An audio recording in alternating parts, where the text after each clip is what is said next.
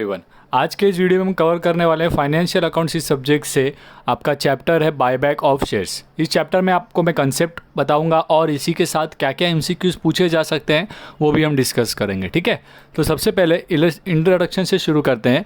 तो basically buyback होता क्या है? तो बायबैक ऑफ शेयर्स का मतलब होता है कि when a company repurchases its own securities from shareholders, right? तो buyback is a process where a company seeks to repurchase its own securities, यानी कि वो अपने ओन शेयर, अपनी कंपनी के शेयर जो है वो अपने शेयर होल्डर से क्या कर लेंगे, परचेज करेंगे। And this shares can be equity shares as well as preference shares. तो याद रखना, आपको एमसीक्यू में पूछा जा सकता है कि buyback of shares can B of equity shares, preference shares, both. तो आपका आंसर होगा बोथ। ठीक है, ओके। और ये बायबैक ऑफ शेयर्स जो है, राइट, ये सेक्शन 68 के दिए गए रूल्स एंड रेगुलेशंस फॉलो करता है, राइट। सो आपको याद रखना है कि buyback of shares is govern by the section 66 ऑफ द कंपनीज एक्ट।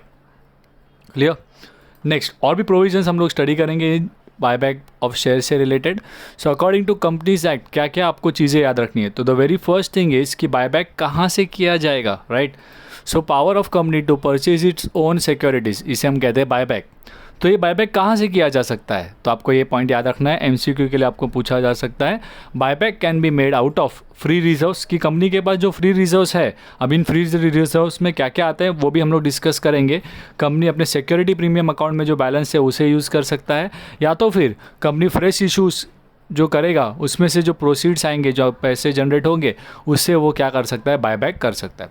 तो यहाँ पे आपको एमसीक्यू के लिए ये 3 पॉइंट याद रखने हैं कि buyback can be made out of what all things. इसके बाद फ्री रिजर्व्स में क्या क्या आते हैं, इसके ऊपर भी आपको एमसीक्यू पूछा जा सकता है। तो इसीलिए हमें एक बार लिस्ट देख लेना है कि फ्री रिजर्व्स में क्या क्या है, बिकॉज एमसीक्यू में आपको पूछ सकते हैं कि following out of the following which is not the free reserve. तो आपको 3 फ्री रिजर्व दिए रहेंगे और एक फ्री रिजर्व नहीं है, तो आपको उसे मार्क करना है। तो इसीलिए आपको एक लिस्ट याद होना चाहिए कि फ्री रिजर्व्स के अंदर क्या क्या आते हैं। इसके अलावा बाकी जो होंगे वो आपके अदर रिजर्व्स हो जाएंगे।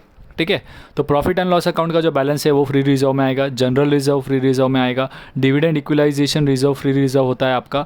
कोई फंड है, राइट, वर्कर्स के लिए जो किया गया है, या सिंकिंग फंड है, ये सारे आपके क्या हो जाएंगे, फंड्स जो है वो आपके फ्री रिजर्व में आएंगे। इसके अलावा इन्वेस्टमेंट फ्लक्चुएशन रिजर्व जो है वो एक फ्री रिजर्व में आता है। ओके, तो आपको दोनों बाय आउट नहीं करना है, तो आप कोई भी एक याद कर लीजिए फ्री रिजर्व कौन सा है। इसको छोड़ के बाकी जो रहेंगे वो आपके नॉन फ्री रिजर्व, या आप कह सकते हो अदर रिजर्व्स में आ जाएंगे। ठीक है, तो एमसीक्यू में आपको इसके रिलेटेड क्वेश्चन पूछा जा सकता है। नेक्स्ट कंसेप्ट पर आ जाते हैं इसमें कि कंडीशंस क्या क्या रहेंगे बायबैक के लिए, वो हमें कुछ कंडीशंस यहाँ पर याद रखने। तो the very first thing, the buyback must be authorised by the article of association, right, कि हम कंपनी जो है ये बायबैक कर सकता है तो वो उनके आर्टिकल ऑफ एसोसिएशन में अगर उसका प्रोविजन है, राइट, तो ही वो कर पाएगा। Okay, so article of association यहाँ पे याद रखना है आपको, राइट। सेकेंड, कि कंपनी को अगर बायबैक करना है तो कंपनी को जनरल मीटिंग में एक स्पेशल रिजोल्यूशन पास करना होगा। So a special resolution has to be pass in a general meeting, right, of a company to authorise the buyback. Okay, तो जनरल स्पेशल रिजोल्यूशन पास करना होगा, general resolution नहीं चलेगा। Then the buyback is 25% और less for the aggregate paid up capital and free reserves of the company. तो ये जो buyback हम करने वाले हैं कंपनी, राइट, ये 25% से कम होना चाहिए, या 25% या उससे कम, बट उससे ज़्यादा बायबैक नहीं कर सकते। ठीक है, तो ये भी प्रोविज़न आपको याद रखना है। देन ऑल द शेयर्स और specified securities of the buyback, जिन्हें हम बायबैक करने वाले हैं, that should be fully paid up, right. Partly paid up जो होते हैं शेयर्स, उनको बायबैक नहीं कर सकते। इसके अलावा जो कंपनी का डेप्ट और इक्विटी है, डेप्ट यानी कि जो लोन्स है, बाहर से पैसे लिए गए हैं वो, और इक्विटी यानी कि इक्विटी शेयर होल्डर का फंड, राइट, उनका जो रेशियो है should not be more than 2:1। मतलब हमारा डेप्ट जो है वो हमारे, राइट, इक्विटी से का डबल होना चाहिए, डबल से ज़्यादा नहीं चलेगा। डबल से कम है तो कोई प्रॉब्लम नहीं, बट उससे ज़्यादा, ट्वाइस से ज़्यादा चलेगा नहीं।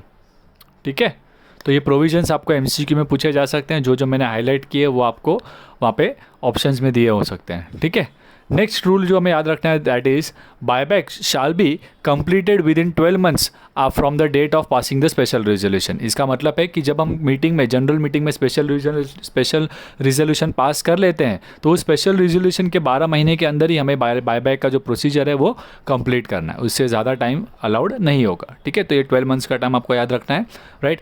Next, if buyback is at discount, अगर समझिए बायबैक जो है वो डिस्काउंट पर किया जा रहा है, तो वो क्या है यहाँ पे वो अमाउंट जो है डिस्काउंट का वो कहाँ पर शो किया जाएगा, तो it will be shown as capital reserve. तो ये आपको एमसीक्यू में पूछ सकते हैं, ठीक है।